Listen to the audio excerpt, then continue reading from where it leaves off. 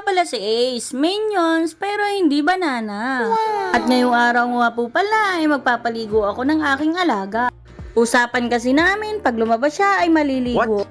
At diyan nga ay patay mali siya pa siya habang ginagaya ko ang kanyang mga gagamitin. Inihahanda ko ang kanyang shampoo at saka ang kanyang sabon.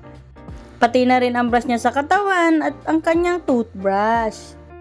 At maya-maya ay binalikan ko na siya para kuhain. Nawala na nga pala sa pinto guys. Yun pala, nasa ilalim na ng aming katre. At nung nakatunog nga siya na nakahanda na ang lahat ay tumago na sa pinakailalim. Akala naman niya hindi ko siya makukuha.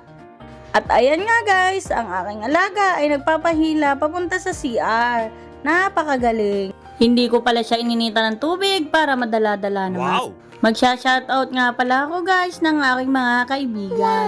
Shoutout nga po pala kay Friendship Janet Maytika ng Yasaki Tor. At kay Ate Rina na ka-work ko sa Actotech. Shoutout din kay Ate Mai na dati kong katrabaho. At kay JC Percy Branda ng Binyan, Laguna. Advance happy birthday.